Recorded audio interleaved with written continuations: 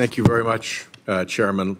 Let me start by disagreeing with the notion that what took place with respect to the cases against President Trump was weaponization.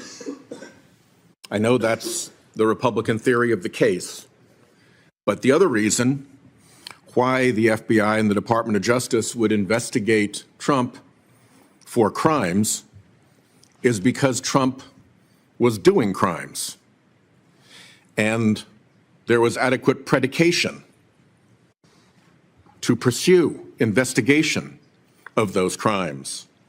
And indeed, in every case that I'm aware of in which those cases were allowed to go to judgment, the president was convicted.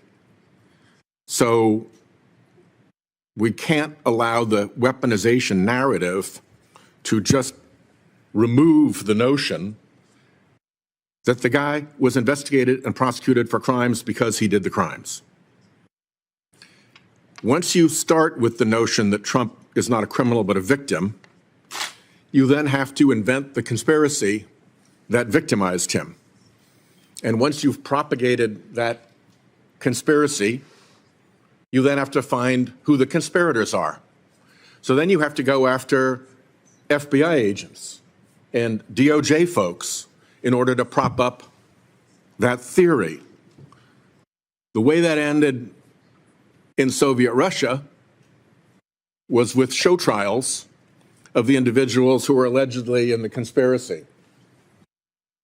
The way that ends in Trump's America is with agents and prosecutors forced out in mass purges that may well, as the Ranking Member Durbin has pointed out, been driven by Kash Patel as a private citizen.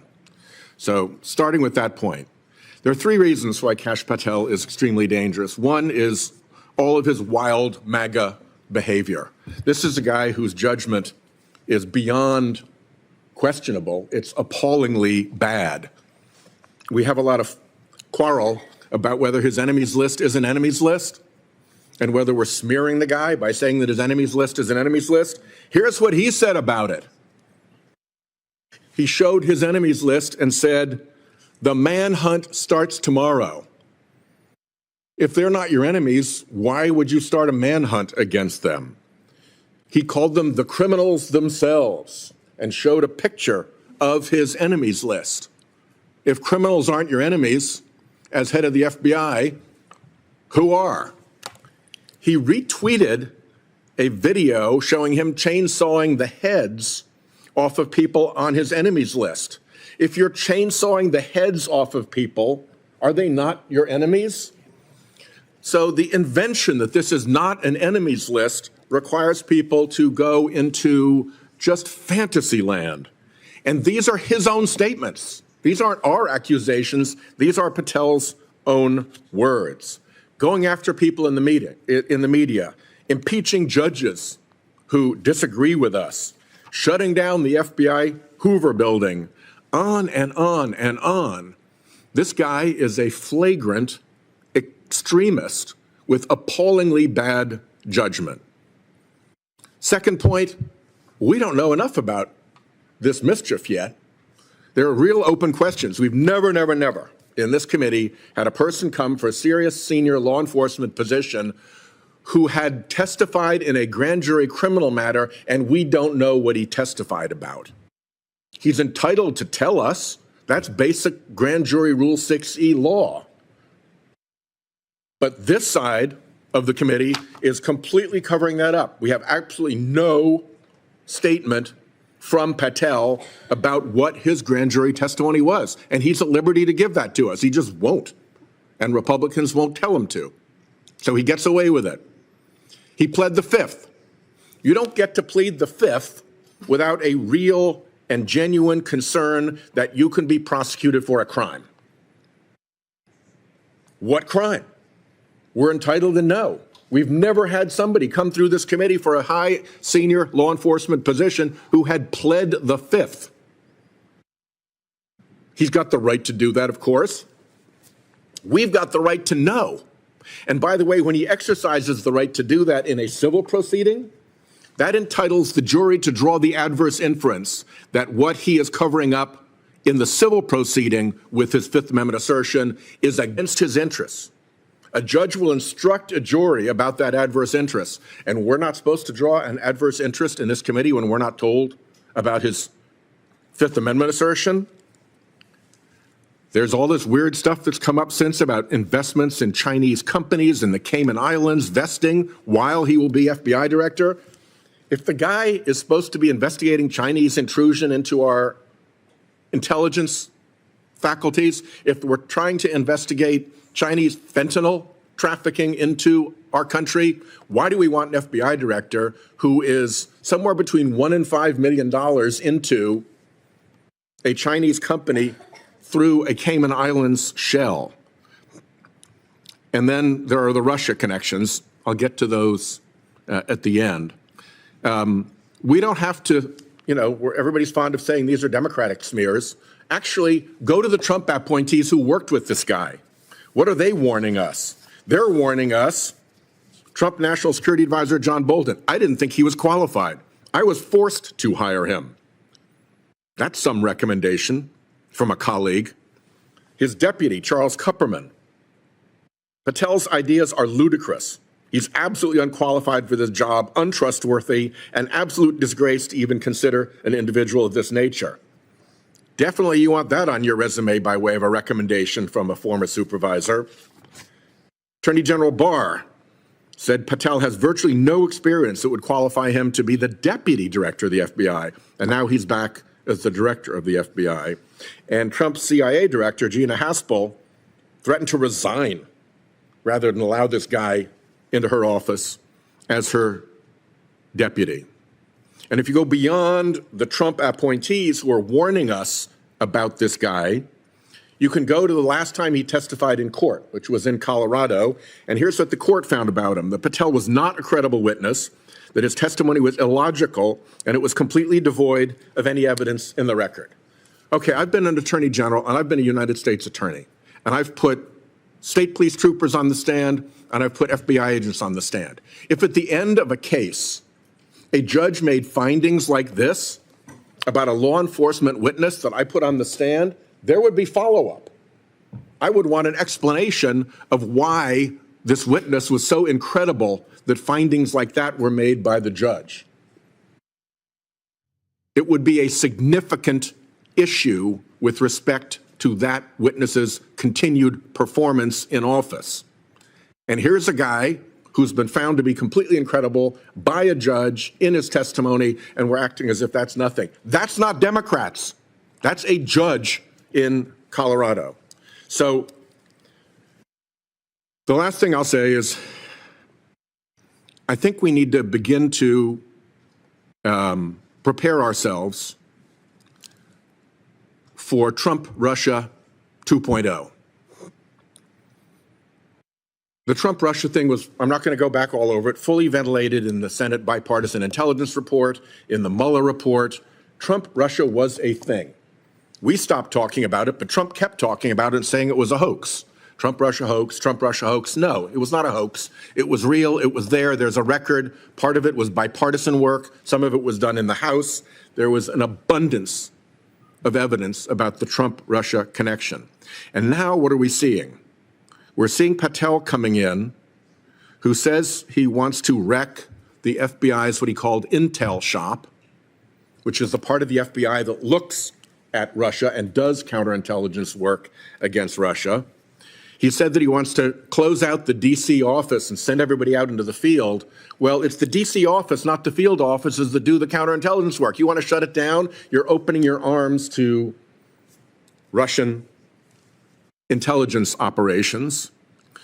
You go just across to the Attorney General's office, and there's Attorney General Bondi. What's the first thing she does when she gets in? Closes all the kleptocrature and kleptocracy investigation offices of the Department of Justice. Gee, who were they pursuing? Putin and his oligarchs. You shut down the group that has successfully grabbed assets off Putin's crooked oligarchs. What a signal that is. And then look at Tulsi Gabbard, I'm not going to go through the whole length of her Russia associations, but let's just say that a Russian news media editorial said that her appointment should cause the CIA and the FBI to tremble because she was a friend to Russia. Who defends us against Russian intelligence operations and Russia's criminal operations in the United States? It's the FBI, it's the Department of Justice, and it's our intelligence community. The people in charge of each one have sent powerful signals that they are shutting down our defenses when it comes to Russia. And we're about to head to the Munich Security Conference, where we are seeing Mr. Art of the Deal and his operatives giving away every piece of leverage that we have over Putin with respect to Ukraine. It is unilateral disarmament to throw Ukraine under the bus and give Putin what he wants. So mark my words. This Patel guy will come back to haunt you. Every piece of evidence shows that, and it is not Democrat evidence. It's his own words, it's his own colleagues, and it's judges evaluating his credibility. And Trump Russia is going to come roaring back, if it's not already back. We should be on our guard about this nominee, and we should be on our guard about Trump Russia. Thank you, Chairman.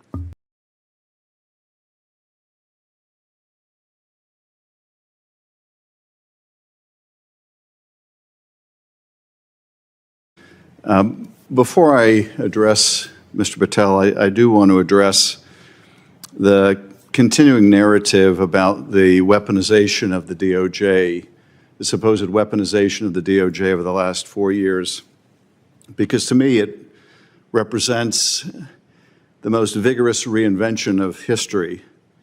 The question is asked by some of my colleagues on the other side of the aisle, why is it that Donald Trump was the only president to be indicted not once, not twice, but 4 times? And isn't this, by definition, a double standard, a treating of this president differently because no other president in history has been indicted so many times? Well, the one doesn't fall from the other.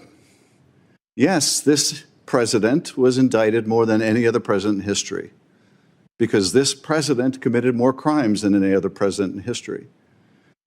And let's look at what he was indicted for, because we can't just talk about this in the abstract.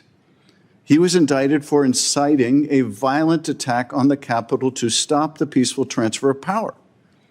And yes, he's the only president ever to be indicted on those charges because he's the only president to have incited a violent attack on the Capitol. That doesn't mean a double standard was applied to Mr. Trump. It means the rule of law was applied to Mr. Trump. Indeed, the fact he was charged was a vindication of the rule of law, that we are a nation of laws, not a nation of men. It was an affirmation of that principle, not its abrogation. The fact that Donald Trump was indicted for bringing hundreds of classified documents to Mar-a-Lago, for refusing to relinquish them, for participating in an effort to obstruct the investigation into their unlawful retention, doesn't mean some double standard was applied to him. It means the same standard was applied to him as anyone who willfully brought hundreds of classified documents home, refused to turn them over, and then conspired with others to obstruct the investigation. Others who were involved in hiding the documents, others who were involved in trying to delete surveillance tapes. The fact that Donald Trump was indicted for making hush money payments to a porn star to hide this from voters before the election in violation of the campaign laws, the fact that he was the first to be indicted for that, well, probably means he was the first presidential candidate to be making hush money payments to a porn star to hide it from voters. And so let's not suggest, let's not market, let's not propagandize about some weaponization, some double standard when grand juries found probable cause to believe he committed these crimes, and the only case that was actually allowed to go to trial The jury found him guilty on every single charge. Now, my colleagues on the other side say, we have to restore confidence in the Department of Justice and the FBI because the public has such low confidence in them. Well, yes, of course the public has low confidence in the department. The department has been trashed by the former and now current president for years. Of course, with that kind of circular logic, there's a low opinion of the department and the Bureau because it's been trashed for years. And why has it been trashed? Because the people of the Department of Justice and the FBI had the audacity to believe what we were saying. That is, there is one standard for the rule of law. It applies to everyone equally. It even applies to the high and mighty. It even applies to the President of the United States. I've worked with the FBI since I was a prosecutor more than 30 years ago. They're the finest law enforcement agency in the country. I don't think they have any near peer. They are the best of the best. And to see what they're going through now with this purge, this witch hunt, is just awful for such dedicated public servants. And it's not just, as many of my colleagues have been emphasizing, it's not just that they were assigned cases they had no discretion about taking. Yes, that's true. But it's not just that. It's the fact that these cases were also deeply legitimate cases involving people who violently attacked this building, including, by the way, a prosecutor named Emil Bove, one of the guys leading this witch hunt. It was just revealed at the Southern District of New York, where he was working at the time, was one of the aggressive prosecutors working with the FBI on these January 6 cases. Now, he's the guy helping to lead the Inquisition in the FBI, the purging, the witch hunt. So this is what we're doing to the FBI right now. Now, Kash Patel was asked in committee, and he was asked after committee. We've already talked about what he was asked in committee. Let me just read the questions I asked him for the record and his answers. And bear in mind, this is just a few days after his testimony, or immediately after his testimony, and I asked, it has been reported that senior career officials across DOJ have been reassigned or fired since President Trump's inauguration. More than a dozen officials who worked on the special counsel team that investigated Donald Trump in 2 separate criminal cases were fired by Acting Attorney General James McHenry. Within the FBI, senior leaders were ordered to retire, resign, or be fired by February 3rd, 2025. Question, were you aware of these personnel moves before they occurred? Answer, not that I recall. Were you consulted by anyone at the White House, DOJ, or FBI about any of these personnel decisions? Answer, not that I recall. Have you had any conversations with the White House, DOJ, or FBI about these or other personnel moves at the FBI? Not that I recall. Okay, it's one thing if we're talking about events that happened 2 years ago or 4 years ago or 10 years ago. It might be appropriate to say, not that I recall. These were things, conversations he was asked about that happened days or hours earlier. He really doesn't recall whether he talked to people at the White House about firing people at the Department of the FBI. Are we really to believe he doesn't recall? And now, of course, we have whistleblowers who say that he was leading these firings, that he suddenly doesn't recall. That's just not the least bit credible that he doesn't remember. Of course he remembers. I don't recall, not that I recall. That's the language an attorney tells you to use when you want to perjure yourself, but you don't want to be caught in a perjury.